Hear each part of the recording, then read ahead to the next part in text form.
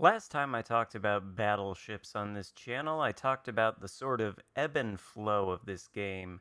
The fact that you can't always push in, and sometimes you have to sort of give ground and retreat, and this game has an ebb and flow. There's times to push in, there's times to retreat, etc. Well, I think the game that you're about to see play out before you, featuring the legendary tier American battleship USS Montana, is a good example of when to push in, and we'll talk about how and why and where we're going to push in this game, but we're going to start off by playing quite passively. We spawned on the Sleeping Giant map, which I often like to refer to by a name that I don't really want to say in a commentary video.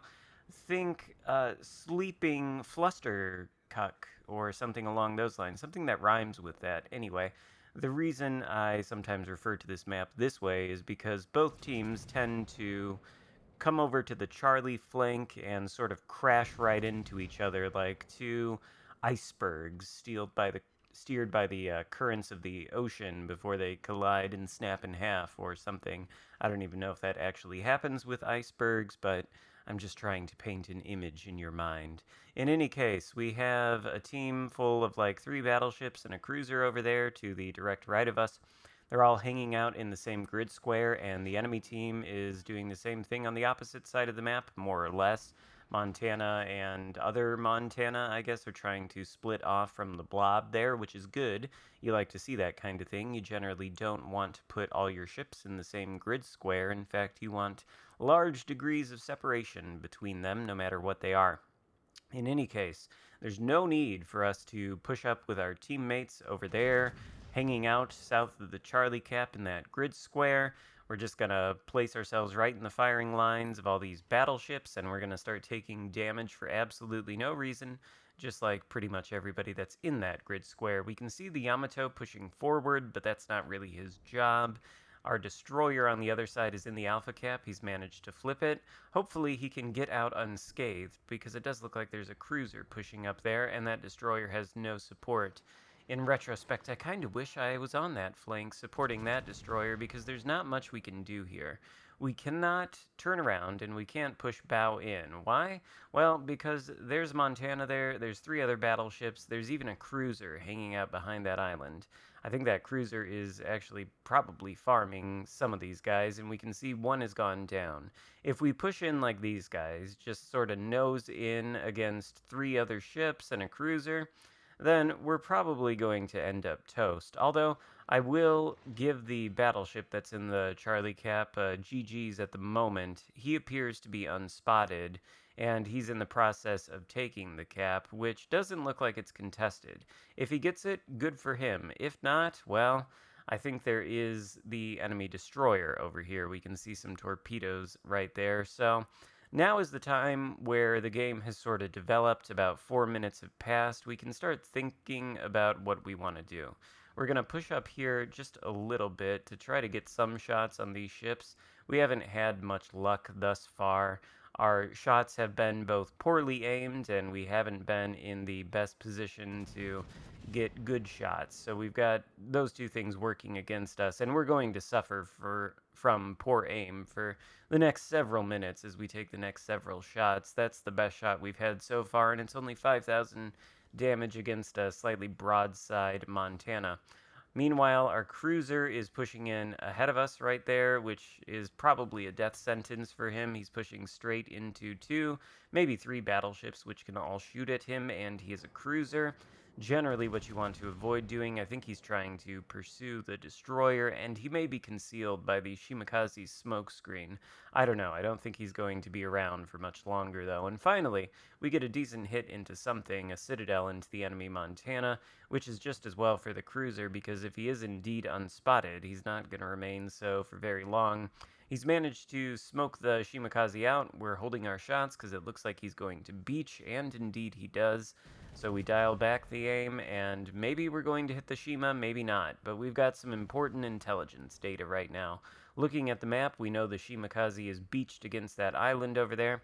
We know his battleships are heading in this direction toward the Charlie Cap, and we know that there are 2 cruisers in the Alpha Cap which have dispatched our destroyer.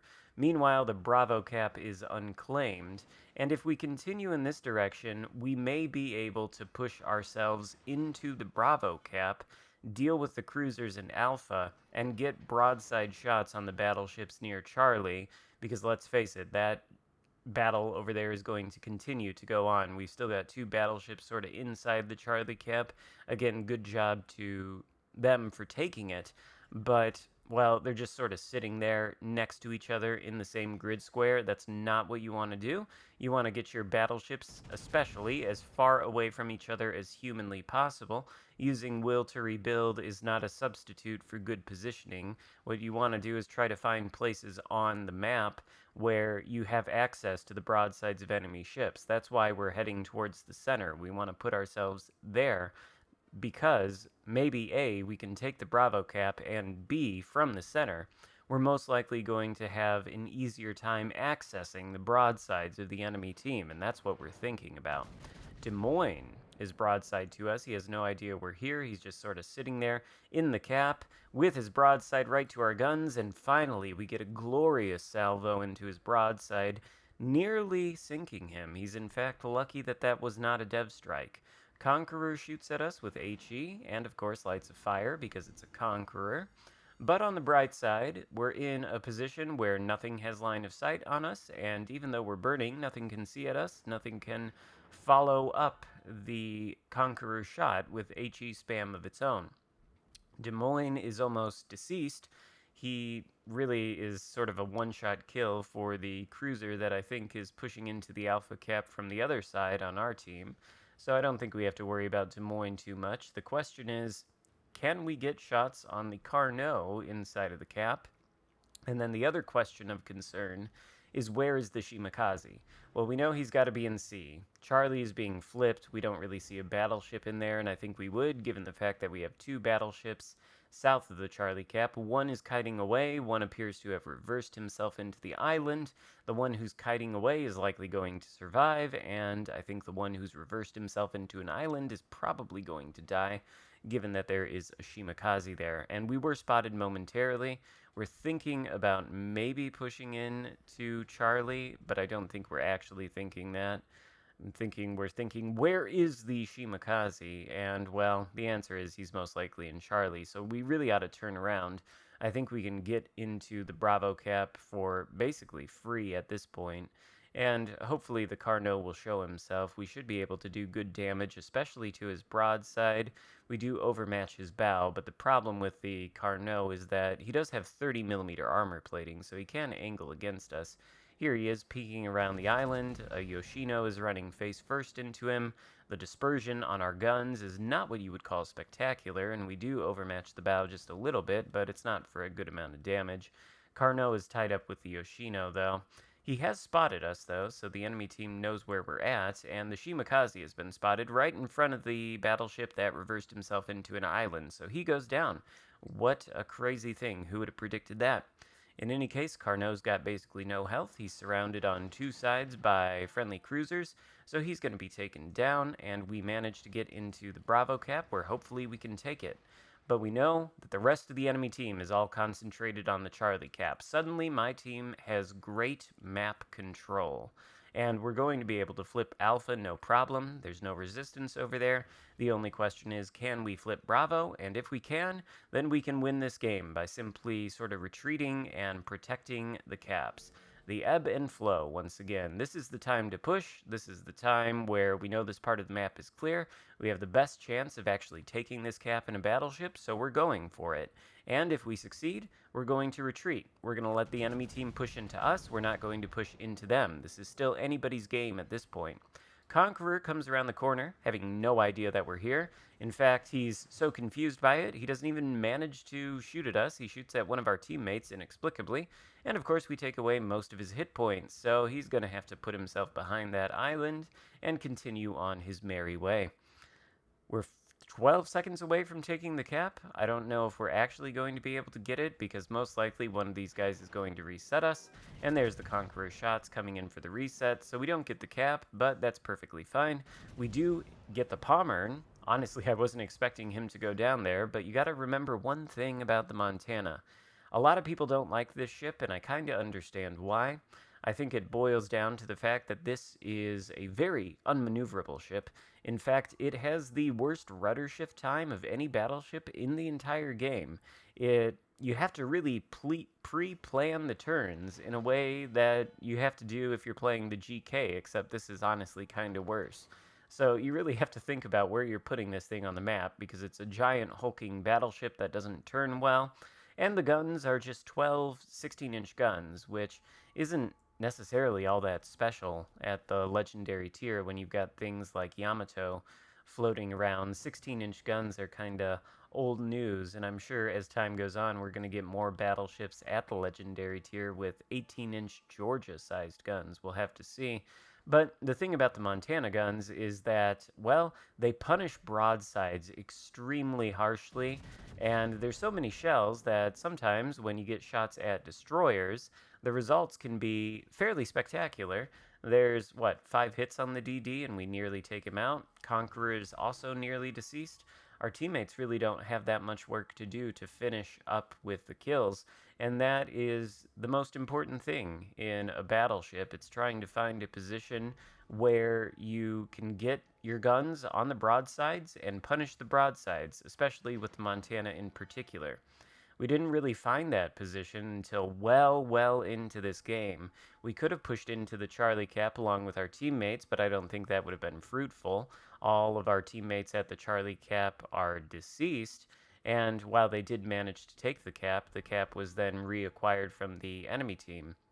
There's no reason to push in certain circumstances where there's no value to be gained. So that's why we didn't push into the Charlie Cap. There were simply too many ships there.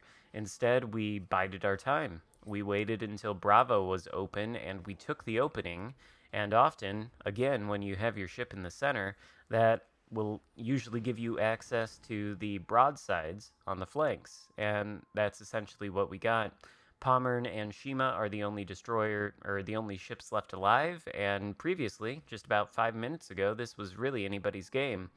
But the thing is, our team spread out, got good map control, and the enemy team was forced into one corner of the map, so now the Pommern is going to go down, and somehow the game awards us another Citadel. There's 4 Citadels for us. I'm not sure how we managed to score that on the Pommern. I think that was a Pitadel. I almost sometimes wonder whether Pitadels are not just a joke, but are actually a mechanic. Who knows? I'm not trying to theorize about any bugs in the armor scheme, so don't speculate in the comments. Please, this is not really about that. In any case, the Shima's the only ship left alive. Our teammates are entering Charlie. We don't really have to do anything. We've done 180,000 damage. We actually haven't lost that much health, so that shows you how much we've tanked in this game, which is to say not a lot, but we did the damage where it counted. We put our battleship in the right place to get it, and we're going to end this game with a glorious victory, and I think 2,700 XP on the leaderboard, which is a pretty good number. There's the Shima. Maybe we can get the killing blow before this game ends. The shots do look good, but no. Cruiser comes in and snatches it, which is perfectly fine. The game ends in the glorious victory, and yeah. So a little look at sort of a passive game that really led itself into a push midway through, and that push turned out to be exactly what we needed to win.